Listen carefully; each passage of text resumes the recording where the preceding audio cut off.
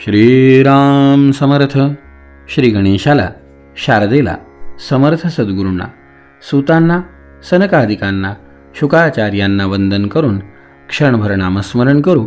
श्रीमद भागवत सारामृत कथेचे श्रवण करू. ओम नमो भगवते वासुदेवाय. ओम नमो भगवते वासुदेवाय. ओम नमो भगवते वासुदेवाय. ओम नमो भगवते वासुदेवाय. ओम नमो भगवते वासुदेवाय. गोपाल कृष्ण भगवान की जय. सच्चिदानंद रूपाय विश्वोत्पत्त्यादि हेतवे तापत्रय विनाशाय श्रीकृष्णाय वयं नमः. श्रोते हो नमस्कार. शुकाचार्य राजा परीक्षितीला सांगतायत, राजा, ज्या वेळेला भगवंतानी दक्ष प्रजापतींच्या यज्ञाची पूर्तता केली, सगळ्या देवांना आनंद झाला. मैत्रीय ऋषी विदुर काकांना अनेक कथा सांगत होते. त्यावेळेला विदुर काकांनाही खूप आनंद वाटायचा. मैत्रेय म्हणाले, सनकाद्या नारदश्च ऋभुर्हंसोरुणिर्यतिः नैते गृहान् ब्रह्मसुता ह्यावसन्नुर्ध्वरेतसः.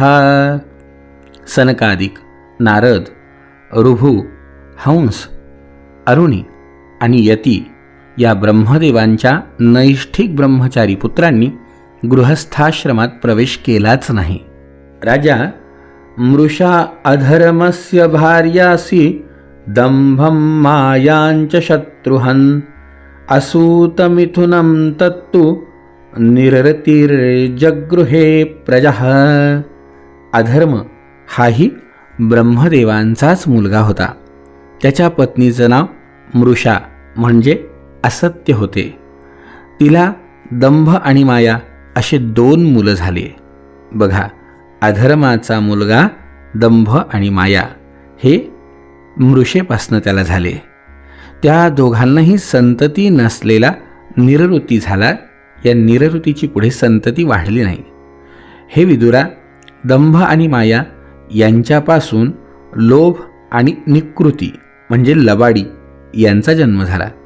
त्यांच्यापासून क्रोध आणि हिंसा यांचा जन्म झाला.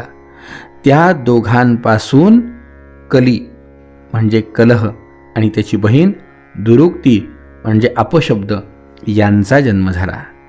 हे साधू शिरोमणे, नंतर कलहाने दुरुक्तीपासून भय आणि मृत्यू उत्पन्न झाले. तसंच या दोघांच्या संयोगाने यातना आणि निरय नरक ही जोडी उत्पन्न झाली.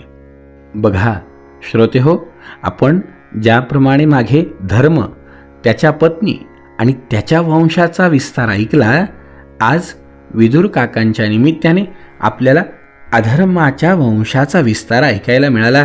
की माणसाकडनं अधर्म झाला की अधर्माच्या पुढे दंभ आणि माया ह्यांच्यापासनं लोभ. साहजिकच आहे, मायेने माणसाला लोभ निर्माण होतो. लोभातून माणसाचा क्रोध वाढतो. माणसाचा स्वभाव हिंसाचारी बनतो. इथून पुढे आणखीन त्याची अधोगती होती की यातून निर्माण होतं काय? भय. कारण हिंसा झाली, क्रोध झाला की माणसाची शांतीभंग होती आणि शांतीभंग झाली की त्यातून भय आणि मृत्यू हे 2 जन्माला येतात. बरं, हे नुसते जन्माला येत नाही तर माहिती आहे का, यातना ही त्यांच्या पुढचे आहेत. म्हणजे माणसाच्या जीवनातल्या यातना कारणीभूत कोण आहे? तर सगळ्यात पहिल्यांदा अधर्म. आपल्या जीवनामध्ये सुरुवातच अधर्मापासून झाली नाही तर पुढे या सगळ्या दुष्कृत्याला आपण टाळू शकतो. पण त्याच्यासाठी सगळ्यात पहिल्यांदा आपल्याला धर्माच्या मार्गावर चालावं लागेल. म्हणून तर श्रीमद भागवत ग्रंथ कशासाठी ऐकायचा आहे? यासाठीच तर ऐकायचा आहे की आपल्याला कळायला, आपोआप समजायला लागलं की आपण धर्माने वागलो तर काय, हे त्यांच्या संतती आहेत. अधर्माने वागलो तर काय, हे त्यांच्या संतती आहेत. संक्षिप्ताने विदुर काकांना म्हणतायत, मैत्रेय ऋषी, मी अशा प्रकारे तुला प्रलयाला कारणीभूत असलेल्या या अधर्माच्या वंशाचा विस्तार सांगितला. हे वर्णन अधर्माचा त्याग करून पुण्य संपादनाला कारणीभूत होतं. म्हणजे वर्णन करण्याचं कारण पण सांगितलं की या अधर्माच्या वंशाचं वर्णन मी केलं हे पुण्यकारक आहे. कसं तर 3 वेळा जो मनुष्य हे वर्णन ऐकतो किंवा 3 वेळा हे वाचतो तर त्याला संग्रहेण मयाख्यात प्रतिसर्गस्तवानघः त्रिश्रुत्वैतत्पुमान् पुण्यं विधूनोत्यात्मनोमलम. 3 वेळा हे वर्णन ऐकून वाचून मनुष्य आपल्या मनाची मलिनता दूर करू शकतो. म्हणून हे अधर्माचंही आख्यान तेवढंच महत्त्वाचं आहे. राजा जेव्हा मैत्रेय ऋषींनी हे अधर्माचं वर्णन सांगितलं त्यावेळेला विदुर काकांनी नमस्कार केला आणि त्यावेळेला मैत्रेय ऋषी सांगायला लागले की हे कुरुनंदना, आता मी तुला श्रीहरीचे अंश ब्रह्मदेव यांच्या अंशाने उत्पन्न झालेल्या पवित्र कीर्ती महाराज स्वयंभुव मनु आणि शतरूपा यांपासून 2 जे मुलं झाले या मुलांच्या वंशाचं वर्णन सांगतो. 3 मुलींच्या वंशाचं वर्णन तर तू ऐकलं, पण जे 2 मुलं होते प्रियव्रतोत्तानपादौ शतरूपापते सुतौ वासुदेवस्य कलया रक्षयाम जगतस्थितौ. महाराणी शतरूपा आणि तिचे पती स्वयंभुव मनु यांच्यापासून प्रियव्रत आणि उत्तानपाद हे 2 मुलं झाले. भगवान वासुदेवांच्या कलेपासून उत्पन्न झाल्यामुळे हे दोघं जगाचं रक्षण करण्यात अतिशय तत्पर होते.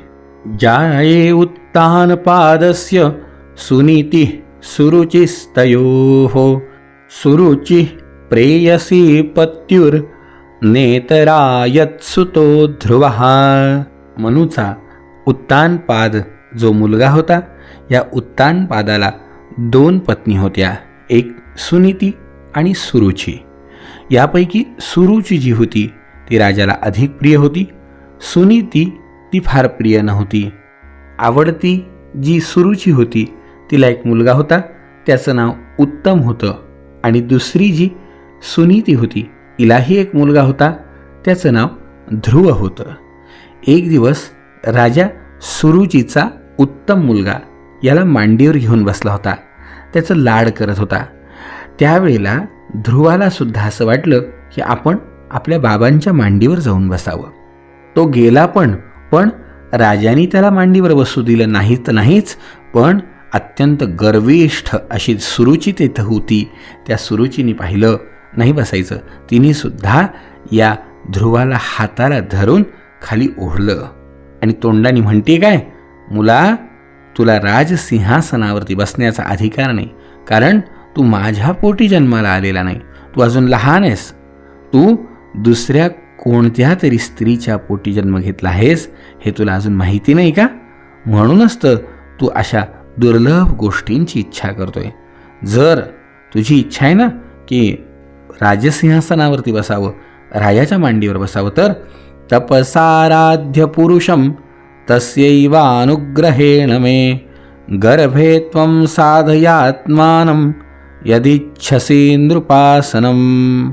जा तपश्चर्या कर, भगवान नारायणाची आराधना कर आणि भगवंताची प्रार्थना करून त्याला सांग की मला सुरुचीच्या पोटी जन्माला घाल, तर तुझं कल्याण होईल. श्रोते हो, कणकेश्वरी देवीजी फार सुंदर याबद्दल सांगतात. त्या म्हणतात उत्तानपाद म्हणजे जो आईच्या गर्भामध्ये पायवरती आणि डोकं खाली हे जे रूपक होतं याचा जेव्हा जन्म झाला तेव्हा या उत्तानपादाला 2 पत्नी म्हणजे एक सुरुची म्हणजे माणसाला सारखं आपल्याला जे रुचेल जे आवडेल ते करावं वाटतं, आणि दुसरी पत्नी सुनीती म्हणजे करावं वाटण्यापेक्षाही नीती काय सांगती हे महत्त्वाचं आहे. सुरुची आणि उत्तानपाद यांच्यापासून जो मुलगा होतो तो उत्तम असू शकतो, पण सुनीती म्हणजे सुनीतीपासनं जे काही आपल्या जीवनामध्ये व्यक्तित्व साकारलं जातं याला ध्रुव म्हणतात. ते आढळ असतं. बघा हे रूपक इतकं सुंदर त्यांनी सांगितलं की त्या उत्तानपादाच्या 2 आपल्याही जीवनात तसंच आहे. आपण सुरुचीला प्राधान्य देतो, सुनीतीपेक्षा आपल्यालाही सुरुची आपली रुची फार महत्त्वाची वाटते, पण तिथून निर्माण होणारं सुख हे उत्तम असू शकेल, पण ध्रुव नाही. आपल्याला ध्रुव पाहिजे. बघा, सुनीतीसुद्धा ज्या मुलाला जन्म देते त्या सुरुचीला सुद्धा असं वाटतं की हा मुलगा आपल्याला असावा, कारण तिने बघा ना ध्रुवाला सांगितलं की जा तू तपश्चर्या कर, आणि तपश्चर्या करून तू देवाला सांग की मला सुरुचीच्या पोटी जन्माला घाला. हे तर शक्य नाही, कारण सुनीतीच्याच पोटी ध्रुव जन्माला येणारे. सुरुचीला वाटलं जरी तरी पण ध्रुवासारखा मुलगा सुरुचीच्या पोटी नाही.